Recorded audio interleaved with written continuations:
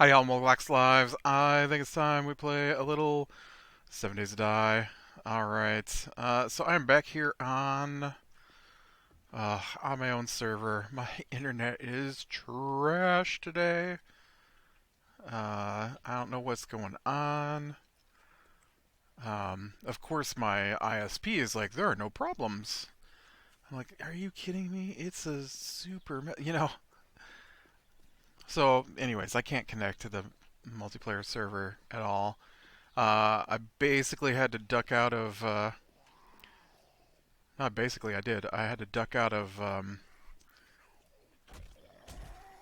our stream today because I couldn't stay connected to the Discord or. Yeah, I'll tell you what. I definitely like the bunch of points into punching that I've got on the multiplayer server. I know where my points are going from now on.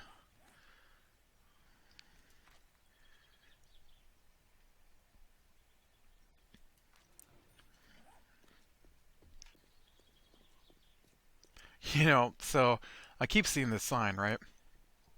And I'm looking at it. I'm like, I don't understand what that's supposed to be. Like, is it a picnic table? Is it two legs stopping? Some kind of Japanese symbol? I did not realize it was two F's for Fats Food. Oh man, school bus is not gonna fit through the drive-through. Don't know why it's here.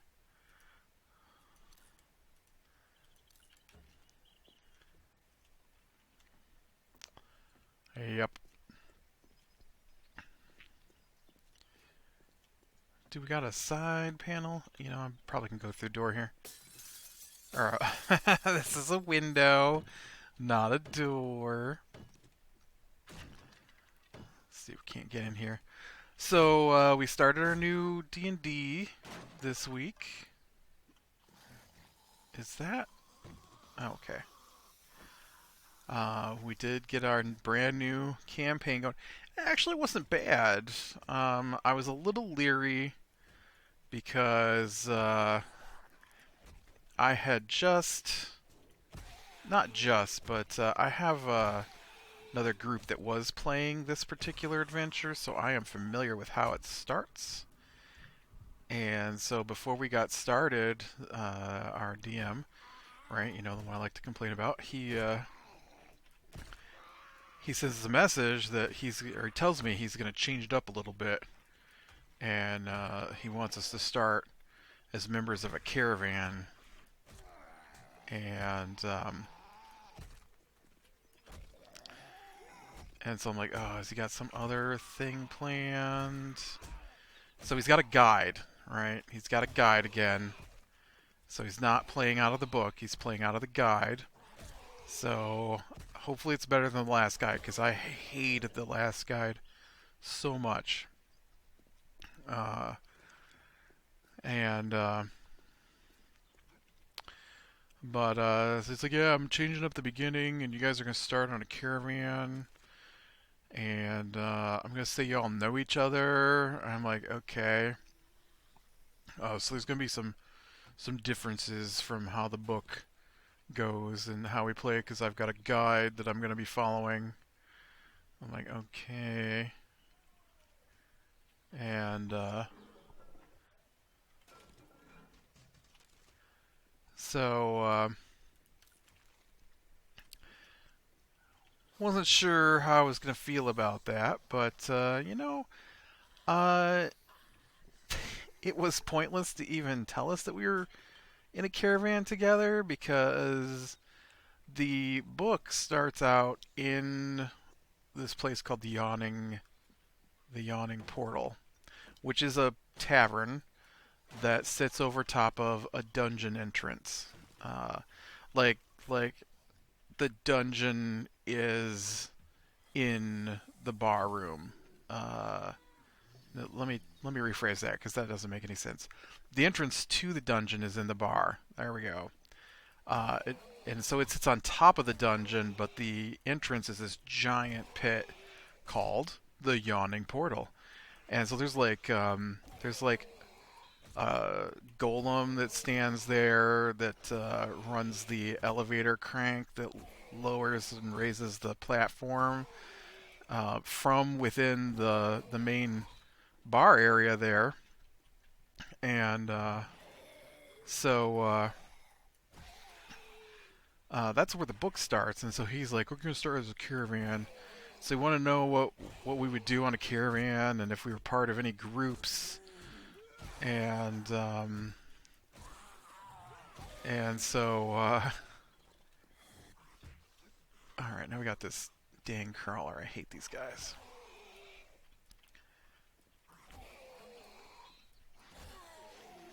All right, not too shabby, not shabby. We're doing all right so far today. And so uh, he tells us we're part of a caravan, but then immediately puts us in the yawning portal, like within just a few minutes of starting. I'm like, what is even the point of being in the caravan? He doesn't describe the city. He doesn't, let us do anything. We're just together on a caravan, and now we're in the yawning portal. Now, in the book, from what I've done, um, you um, you've got a friend at the yawning portal because it's a gigantic place. Like it's a massive building, and so one of the things they've got is a list of people who are at the yawning portal, and so you uh, you can have one of them as your friend. And so there's a list. There's just a big list of people, and everybody's supposed to pick one. And so for whatever reason, he decided he didn't like that we got to pick one, and so he picked for us. And he didn't give each of us one; he gave us one. Uh, and at first he said that none of us knew her, and then he said that only the one guy knew her, and then he started making comments about how we all knew her. So I'm not really sure if we're all supposed to know her or what the deal is with that, but yeah. So Yagra, something or another, Stonefist maybe, um, and I don't know why we didn't get to have the other choices because there's a pretty big list, and so how much of that did I get? 8. I think I need some of this leather. I don't remember how much I need because I do have a forge on the multiplayer, provided I can ever get back on there. So I set up an appointment for them to come out and fix the internet, right? Because it's not working. It's working on and off, so it's great. I got a job that's online, and the internet is like barely working or not working at all day today. And so instead of starting around 10, like I had planned, I didn't even have internet till almost 1 this afternoon, and then it was on and off. And I didn't finish work until close to 8:30 tonight. Uh, which sounds like, hey, that's like a normal, but that's not normal for me because I usually get my work done way earlier. But I kept losing connection to the server, and I'd have to wait and reconnect to the server so that I could, you know, interact. And it was terrible. Uh, and I'm gonna have to work tomorrow now, because I didn't get everything done today. And we have extra job this week, anyways. We're supposed to be working on. And so it's gonna be great. I'm gonna spend all day tomorrow, just like I spent all day tomorrow, fighting with broken internet. Or the internet will work perfectly tomorrow. I don't know. The thing is, we just had our first big snowstorm this week, And so I'm pretty sure somewhere out there is the issue. And but you know what? They get here, they tell me the issue's inside. I'm just gonna pay them the $100 to fix it and be done with it because I'm tired of fighting with all this all the time. It's ridiculous to me that the phone company um, can't fix the problem because it's the phone company. My SP is the phone company, uh, and it just it's super frustrating that it's okay for them to deal the way they do. Let's drink some yucca juice, I guess. Oh man, I almost died jumping off the back of that. Oh, because there were spikes. I was like, all I did was dropped off the back of that bus a little bit. Uh, but yeah, so it ran pretty good. Um, One funny thing for me is that I'm not really. I know I make these videos and I talk all the way through these videos, but in real life, I'm not really much of a talker. And so, I mean, I guess I'm not afraid to tell a story or something, you know. Um, and if you're having a conversation, you know, I'll have a conversation, but I'm not likely to strike up a conversation. And most days, I just sit here without talking to anybody. And so, other than when I record the video, and so my DM though, man, he is a chatterbox always. And so, as we've discussed, right? I forgot what my base looked like. As we discussed before, we'll have to sit and listen to him carry on conversations between NPCs sometimes for up to 45 minutes. So this time around, I created a chatterbox, and he just talks all the time. And I'm pretty sure it made the DM mad. He was he was cutting me off in mid sentence. Um, he was changing the topic while I was talking. It was great. And the other guy in the group just thinks it's hilarious that I made a chatty character.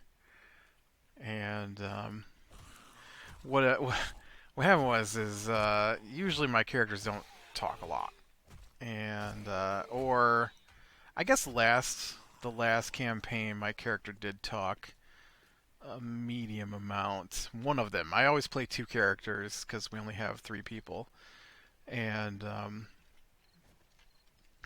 so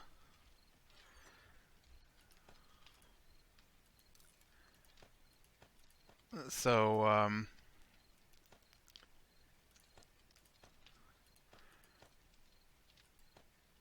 um, sorry, I lost my train of thought there.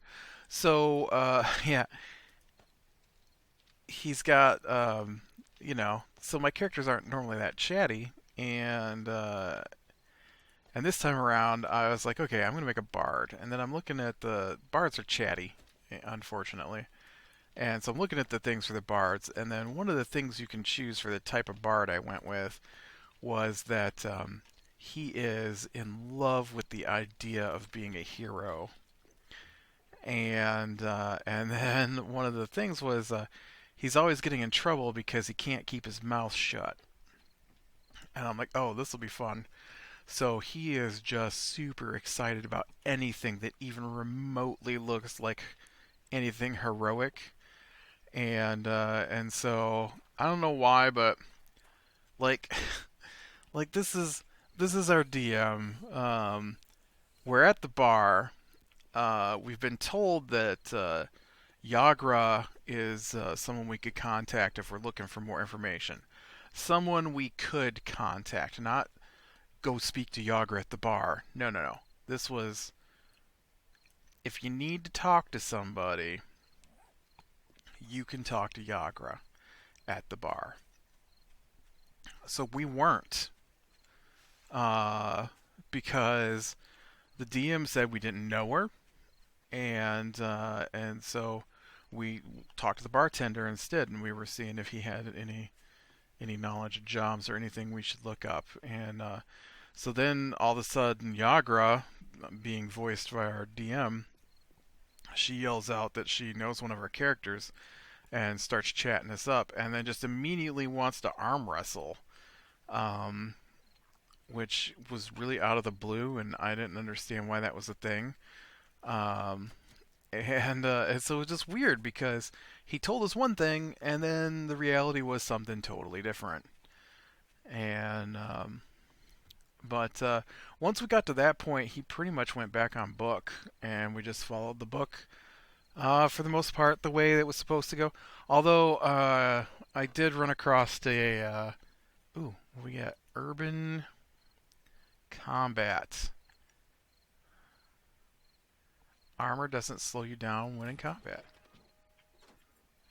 Now these aren't temporary, right? These are like permanent buffs. Yeah, these are permanent buffs. Cool.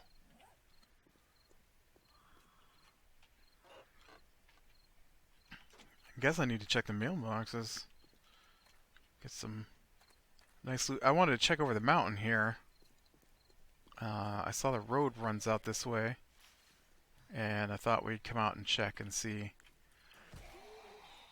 if there's more. Wow.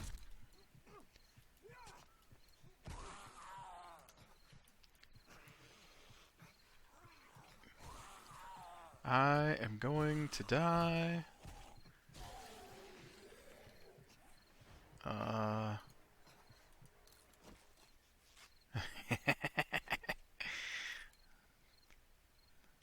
I probably should have died. Um. So we made it over into the the storyline. We did skip one part that I had the other people go into. I don't know. He's skipping things that I made sure that my players got to experience, um, uh, like it's weird to me what he's cutting out because I don't think this is a very big campaign. It only goes 5 levels, and I mean I guess Lost Mines lasted a while, but I just like we're supposed to rescue this guy, but we don't know where he's at. And for my guys, they didn't know where he was at, and they had to ask around. And they wound up going to this weird. Why is my health not regenning? Is it because I'm infected?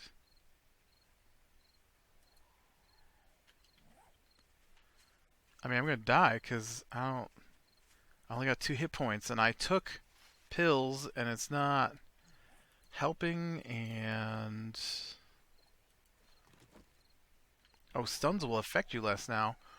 What? They changed my medicine. I thought that was regen. That's always been regen.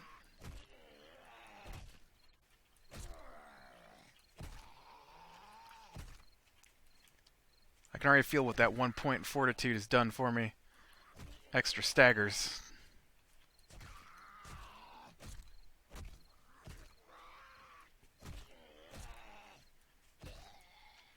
Yeah. Yeah, more points into punching, the easier it gets to punch. I'm going to go ahead and repair that too.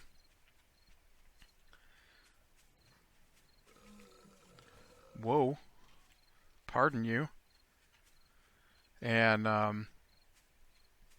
but so like, we go to the bar where the guy we're looking for is last seen. That's the start of the thing. Is you're at the bar. There's a fight. You can get involved in the fight or not. Then a monster crawls out of the hole that leads down to the dungeon of the Mad Mage, uh,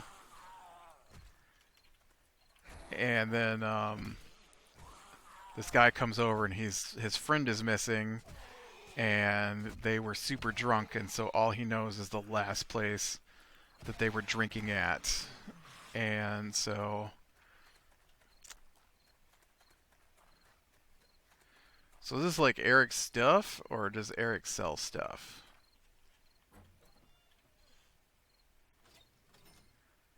Obviously, Eric sells stuff. Eric, you wouldn't by any chance sell some antibiotics because I'm Eric, you got nothing.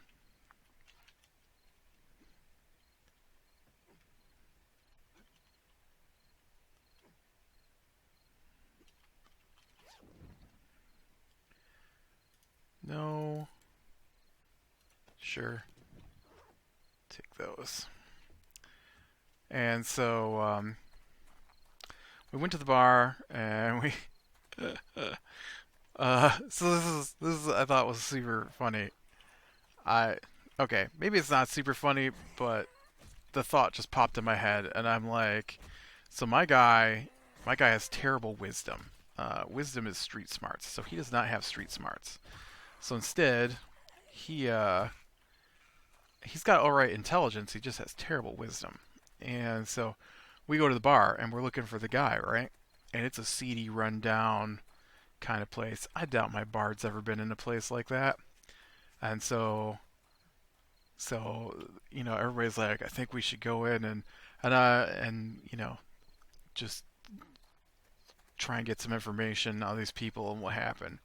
So my bard walks in and is like, "Hello, patrons of the bar. We are seeking information on our lost friend."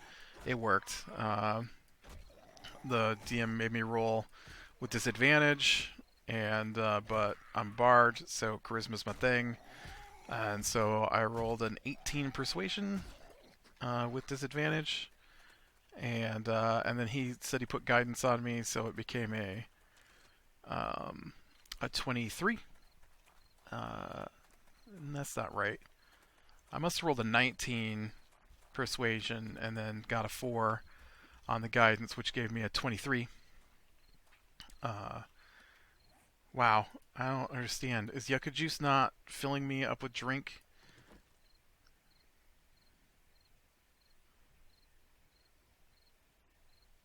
34 water. Yeah, it's better than the water. So, yeah, this direction did not lead to anything, did it? Guess we'll head this way. And, I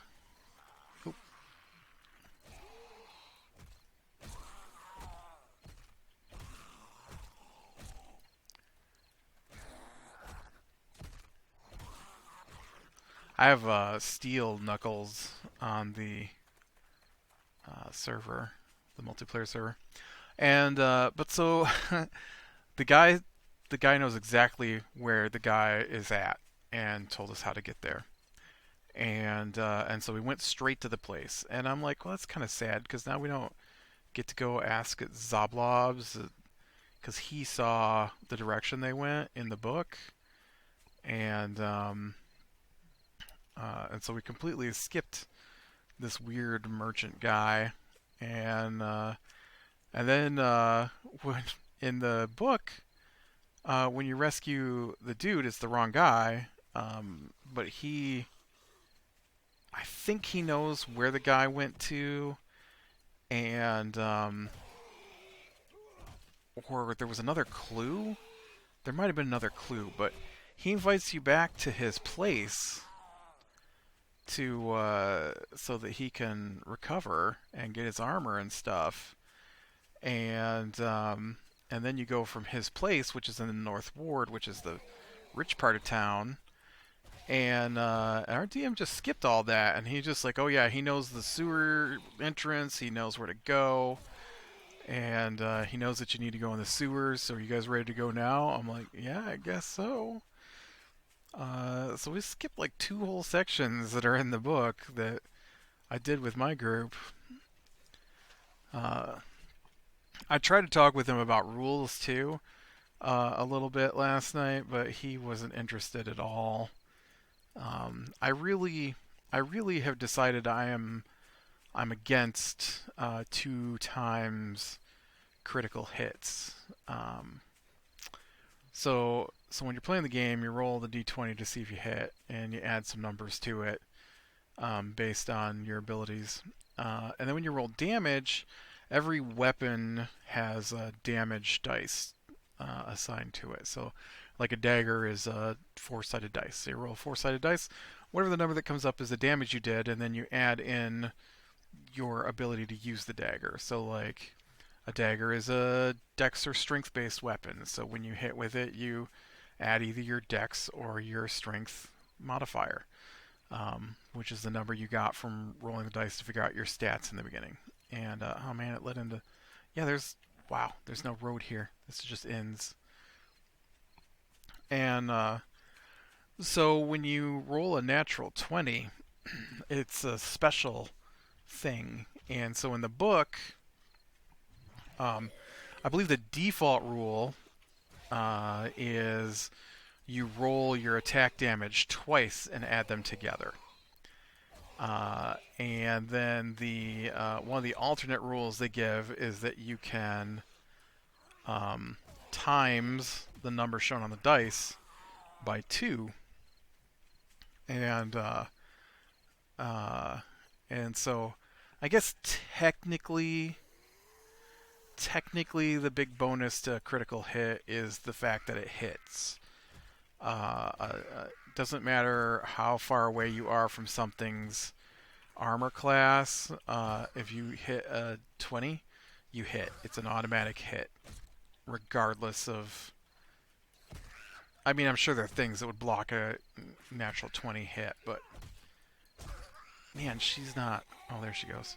Whew, that was close. She took me down to one hit point. I need to get home. It's getting dark. I have to stop fighting. Although fighting would get me home, right? I was kind of hoping I went up a point. And so um, I think that I would prefer if crits were the full amount that the dice could be plus whatever you rolled. Because if you have a sword and you do a crit and you double it, well, what if you rolled a 1 for your damage? Is that really a critical hit? That's a 2. That's a 2. It's not even average. And I'm like, it's kind of sad to get a 2. And and then oh shoot, you know what? I've totally forgot to roll my extra crit damage again last night. I cannot remember. I play a half orc fighter, and he's got a rule that if he crits, he gets to roll an extra damage dice and add it to the total. And I never remember to do that ever. And anyways, so I think the double it is nice, but could be better. Could be the max amount. So if you roll a 1, that just means that you did 9 damage, right, with the sword instead of 2. So it's not a big change, but at least it's like, oh yeah, I got a crit. It means something. Because most of the time it feels like when you get a crit, you don't roll well on the damage. And like last night, right? I'm carrying a great sword. So great sword is 2d6, and uh, and so that's between 2 and 12 damage, and so I crit, and the damage rolled out to be 7. A 6 on one die and a 1 on the other. Well, I also have great weapon fighting, so I get to reroll 1s and 2s, and so I rerolled the 1, I got a 1, so it remained a 7. But I feel like instead of being 14, it should have been 19. It's only 5 more damage. Because I'm like, what did you think about that? Because you said you were going to think about it before we start next campaign. And he's like, oh, well, I'm like, well, that's not an answer. And then the other thing I wanted to talk to him, and he just blew me off, basically, was I hate inspiration. I hate it. It's the worst mechanic ever. Ooh. don't I already know that? I feel like, guess not. Inspiration is the dumbest mechanic, I think, in D&D. Hands down, the dumbest. Uh, your DM decides when something you do pleases him, and then if that pleases him, he will give you inspiration. Which I forget what the actual rules on inspiration are. It's either like you get advantage on a roll or you get to re-roll. I forget exactly what the rule is, but I hate it because it's all dependent on your DM. And and so like what if your DM only likes stupid puns, right? And so if somebody does a stupid pun that he likes, oh, you get inspiration for the stupid pun. Well, maybe you don't like to make stupid puns. And I don't mean like puns are stupid. I mean like stupid puns. And stuff like that. And so I'm like, that's not really fair. It's a game. It's a game based off of math and dice rolls. And I don't really like the idea that part of the game is tied into the DM's whim. And most of the time, your DM is probably going to forget about inspiration anyways. And so, in my games, I like to use hero points, and so hero points are just like inspiration, except for the fact that I don't decide to give them out. You automatically get them when you go up your level. And so instead of just being a random, sometime you might get an inspiration maybe if you please the DM. It's you get one and a half for me. For my rule, it's one and a half times your level, and they don't refresh. And when you go up a level, they don't carry over. And so, sometime between level 1 and level 2, if you want to use them, you have 2 hero points that'll let you reroll your dice. Uh, and then at level 2, you'd have 3. It's one and a half times your level rounded up. So, and then at 3, you'd have 4, right? I think that's the way that works. And then at 5, it'd be no, it's one and a half times your level. So at level 1, you get 1 plus half of 1, which would be half of 1. So that's rounded up to 2. And then at level 2, it'd be 2 plus 2. So you'd have 4. You'd have 4 at level 2. Because it takes longer and longer to get through a level. And so then at level 3, uh, you'd have 5. And then at level 4, you'd have 6. Right? Because it'd be 1, which would be the 4, plus half, which is 2, which is 6. And then at 5, it'd be 2 and a half, so that'd be 3. So 3 and 5 is 8. It's like that. And so, but you can spin them whenever. And I like that idea, but I guess he doesn't like that idea. I don't know. He just kind of shrugged it off when I suggested, because I hate inspiration because he'll hand it out maybe once in a great while, and I don't think it's that big of a thing. It's like the other thing I hate that he does is in the book. In the book, if you are on either side of the bad guy, it's not like he doesn't change the rules, right? So if you're on either side of the bad guy, you have one guy on one side, one guy on the other. They're exactly opposite. They get flanking if you use flanking rules. And so in the book, I believe flanking is advantage on the attack. Well, he decided that advantage on the attack was too powerful, and so now it's a +2 because he's afraid that we're going to be too powerful. And, oh no. I totally just fell down a hole. Don't look. Okay, I'm back out of the hole. And, let's ignore the fact that the book is balanced against the classes and race combos that we're playing already and is designed to, accommodate the rules as written. And So I don't know why he thinks he's got to tweak it, because he read something someplace that someone else did one time while doing things, probably with homebrew characters, which are always more powerful. And so because of all of that, he's afraid that we might be too powerful for the game, and he would like it if we died. Is the only thing I can think of. So, all right. Well, with that, I am gonna call it. So I am gonna look in here to see if I don't have a. Man, I've got 37 nails. I should make some boxes. I was looking to see if I had any. There we go. Antibiotics to take care of this mess I got. All right, with that, click like you like, subscribe, share, and catch the next one. I will talk to you later.